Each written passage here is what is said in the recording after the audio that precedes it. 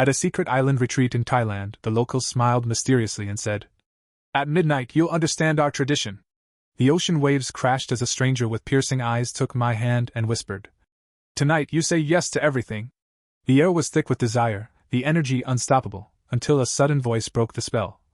"Except this time you won't." I turned around, and my heart stopped.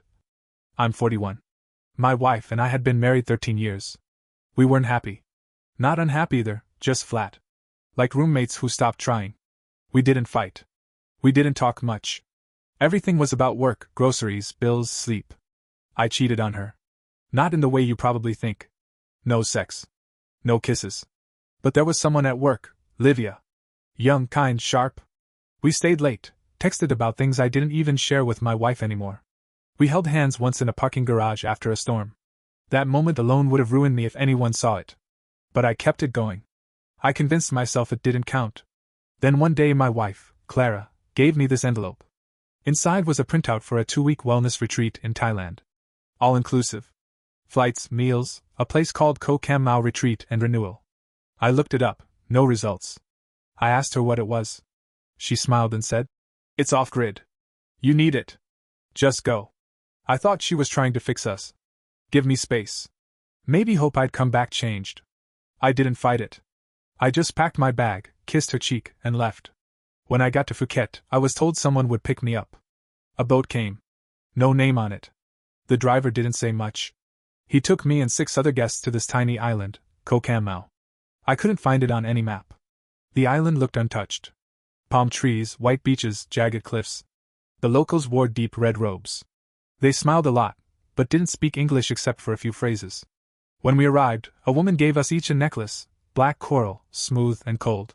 She looked at me and said, "At midnight you'll understand our tradition."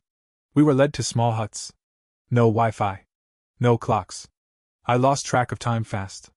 There were activities, each day. Herbal steam baths, sound healing, movement therapy.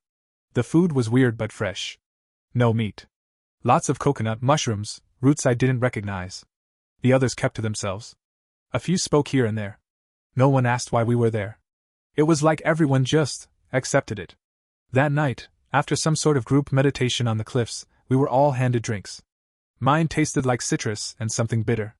I started to feel light. Not drunk, floaty. Like every bad thought I had just drifted off. That's when I saw her. Not one of the staff. Another guest, maybe? She had long black hair and silver eyes. I've never seen eyes like that. Unreal. Piercing, calm, hypnotic. She walked up to me without a word. Took my hand.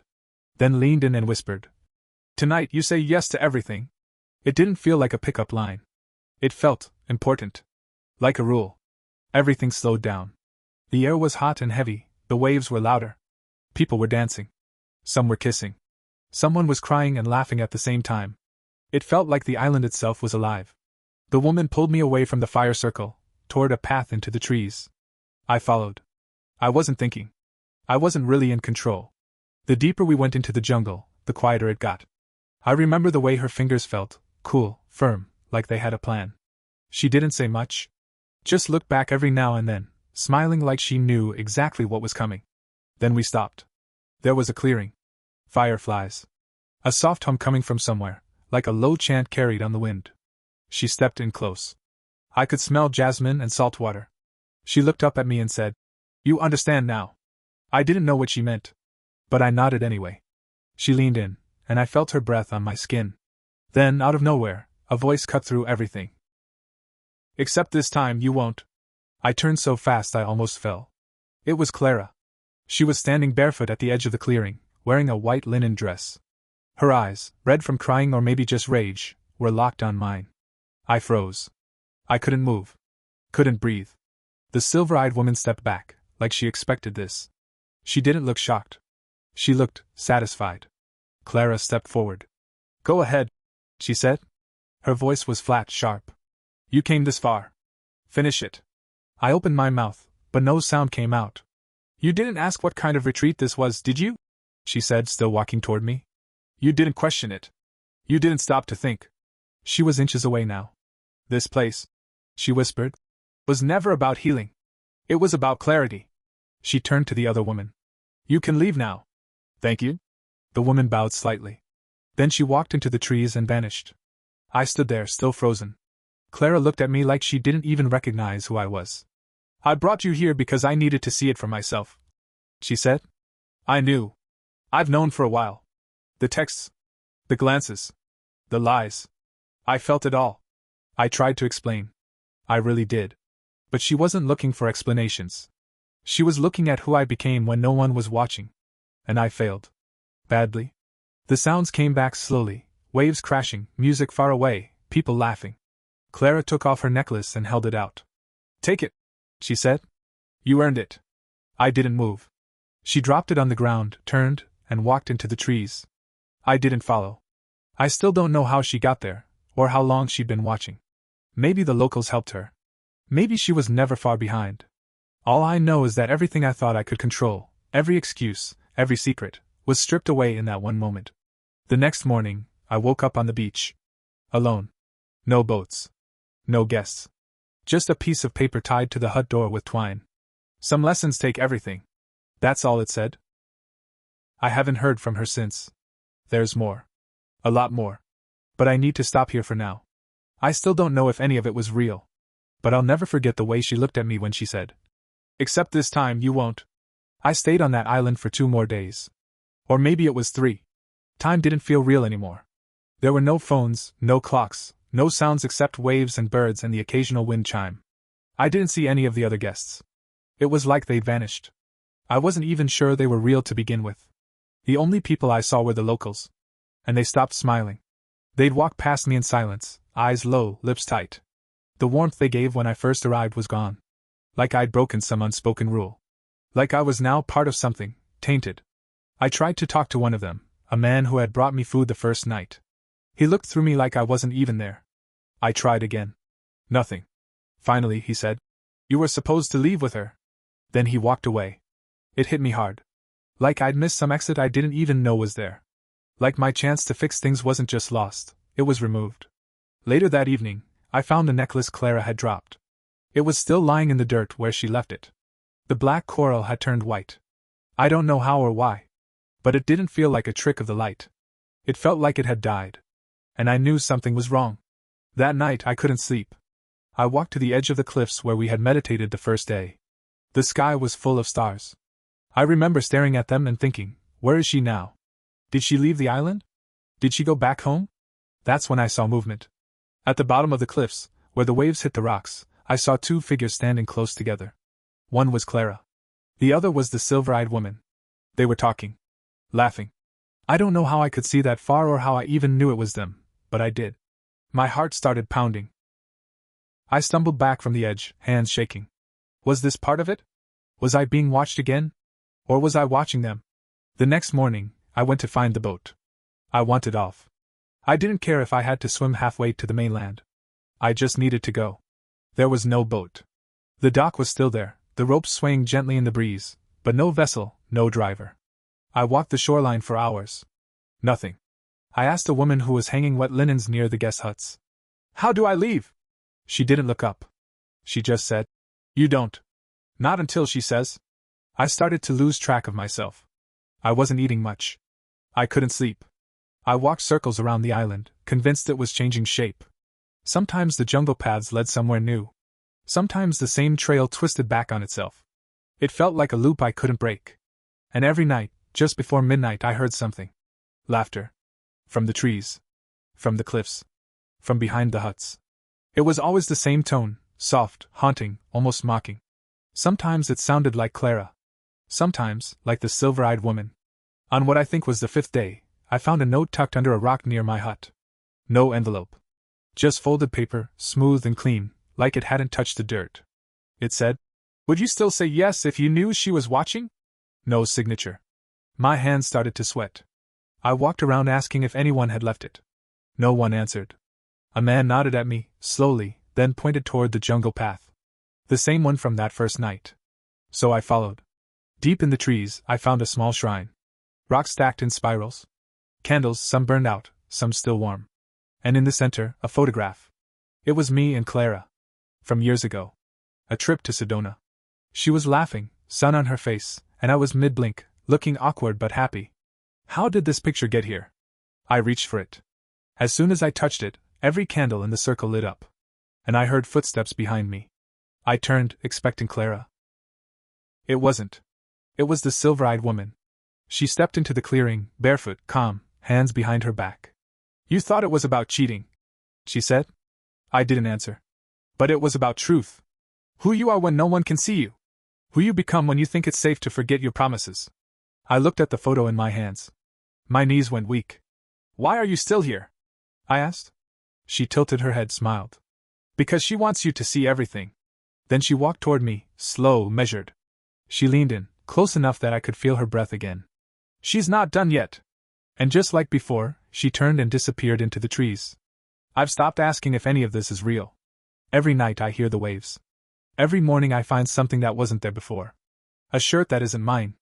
A page from Clara's journal. Once, her perfume was in the air, too fresh to be imagined. I think I'm being prepared for something. I don't know what. But the way things feel now. I don't think I was sent here to heal. I think I was sent here to confess. Or maybe to become someone else. I'm not ready to say more. Not yet. But if you ever get invited to a place with no address, no photos, and only one rule, ask what happens at midnight. Because whatever you do, however far you go, someone might still be watching. And they're waiting for your answer. It was sometime after that night at the shrine when things began to break. Not just in me, but on the island. One morning, I woke up to screams. Not human. Not animal. Something in between. They came from the cliffs. When I ran out of my hut, the sky was red. Not like a sunset. Like blood smeared through the clouds. The air was thick and hot. The sand burned under my feet. And there were no locals. No staff. No guests. Just me. And something else. There were symbols drawn in the sand in front of my hut. Circles, arrows, jagged lines. I recognized one of them from the necklace Clara gave me, the one that turned white. A symbol that looked like an eye crossed out.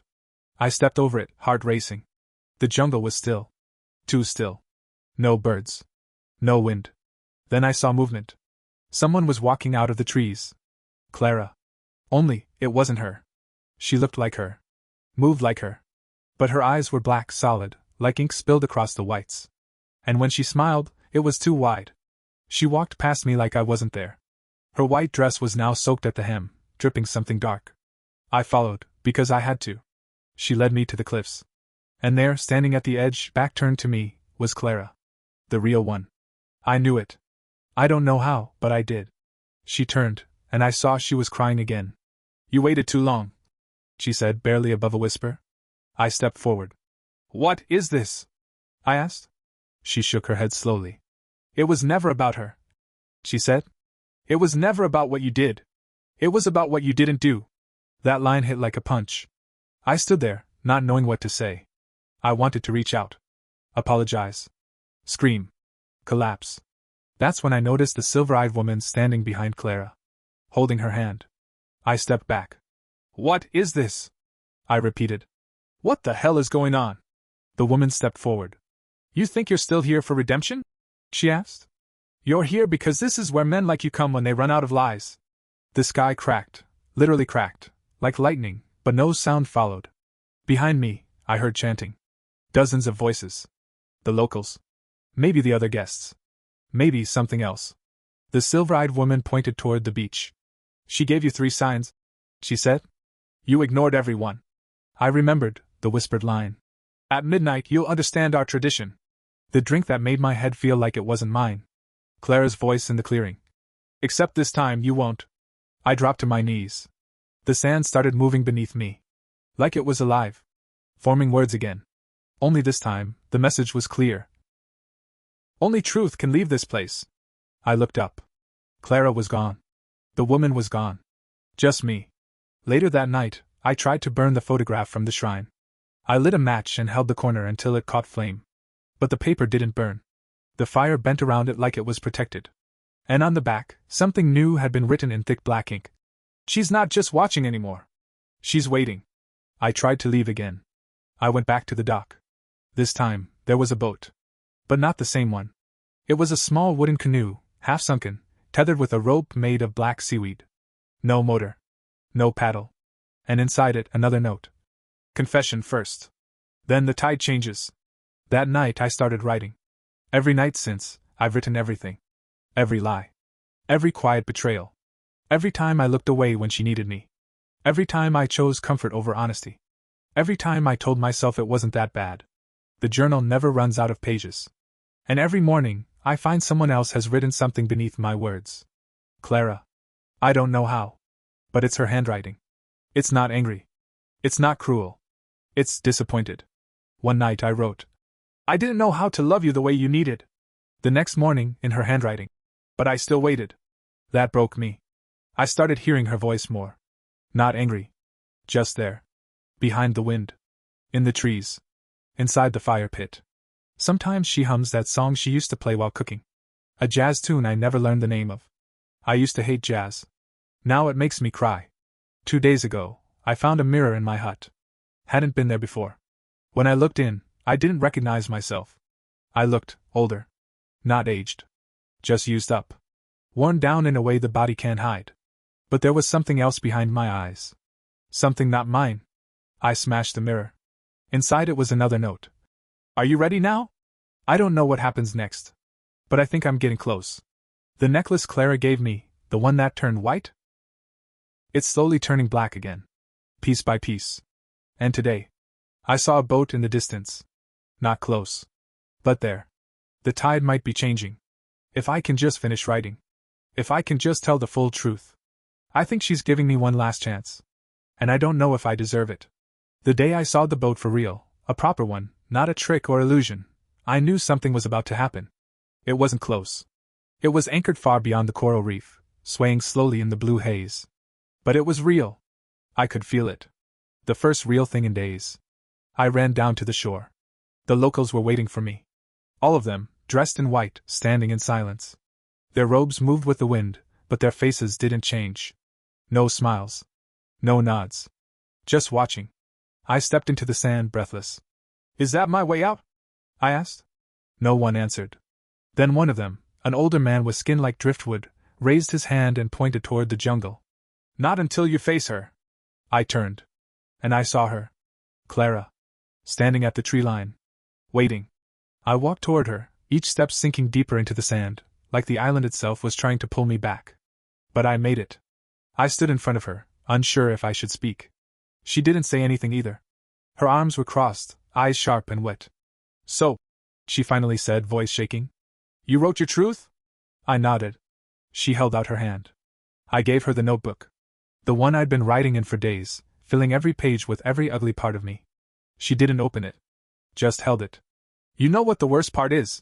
She asked. It's not that you lied. It's that you didn't think I'd notice. That hit harder than any scream could have. Every time you looked through me. Every time you smiled just enough to keep the peace but not enough to be real. Every late night at work. Every time you made me feel crazy for asking questions. Her voice cracked. You made me feel like I was losing my mind. But I wasn't. I was losing you. I tried to speak. She cut me off. And you didn't just cheat with her. You cheated with the idea that you could live 2 lives. One with me, and one with your silence. One where you played the role of husband, and another where you fantasized about being someone else. The locals began chanting behind us. Low. Rhythmic. Distant, but rising. I couldn't take it anymore. I stepped forward. I was afraid. I said. My throat burned. I didn't know how to talk to you. You were everything, and I didn't know how to tell you I felt small next to you. Like I didn't deserve you. She stared at me like she'd been waiting years to hear that. You didn't, she said. The chanting stopped. The air became still. And then, she held up the notebook. I read it, she said. All of it. Every night. I blinked. You were the one writing under my entries? She nodded. I asked them to let me stay hidden. To let me observe. That was part of the agreement. This place, it's more than a retreat. It's a mirror. It shows you what you hide even from yourself. The wind picked up again. She looked toward the ocean. I wanted to believe we had something left to save. She held up the notebook. But this isn't a confession. It's a list of all the ways you broke me and still expected me to thank you for staying. That one hurt. Because it was true. So what happens now? I asked, barely able to look at her. She stepped back toward the locals. Now you go, she said. And I stay. I froze. Wait, what? She nodded once, her voice flat now. I'm not leaving this place. Not yet. Maybe never. I shook my head. But you brought me here. For closure. For forgiveness. She gave a small, broken laugh. No. I brought you here for truth. Closure was your job. And forgiveness. She paused. Is an ode. The silver-eyed woman appeared beside her. I still didn't know who or what she was. But in that moment, I understood something without needing to ask. She wasn't a person. She was a reflection. A guide. A test. A version of what I wanted, when no one was watching. Clara leaned in and kissed me on the cheek. It wasn't loving. It wasn't cruel. It was goodbye. Then she turned and walked away, deeper into the jungle. The locals stepped aside to let her pass. I stood there, alone on the sand. When I turned around, the boat was closer. Waiting. The man at the bow looked at me and simply said, "You've been released." The ride back felt longer. No one spoke. The sun was too bright. I squinted until my eyes watered, staring at the horizon and trying not to cry. I asked the driver how long I'd been on the island. He looked at me strangely. "A day," he said. "You came yesterday." My stomach dropped. "No," I said. "I was there for at least 10 days. Maybe more." He shrugged. "No. 1 day only. We brought you at sunrise. You left at sunset." I didn't ask again. I didn't want to know what that meant. Back home, everything was different. Her things were gone. A shell necklace, white coral now, lay on the kitchen counter with a note. "It turned white for you. I'm keeping the black one." There were no angry messages. No lawyers yet. Just silence. But I felt it, the end. People asked where I'd been. I told them a retreat in Thailand. They joked, asked if I found myself. I said yes.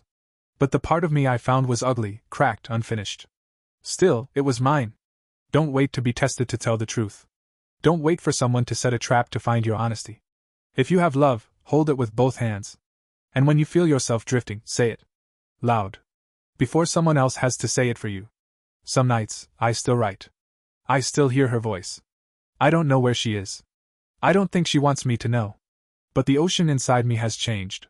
I'm not sure I'll ever be whole again. But at least now, I see myself clearly. I used to think the worst thing was getting caught. Now I know the worst thing is being known, and still being left behind.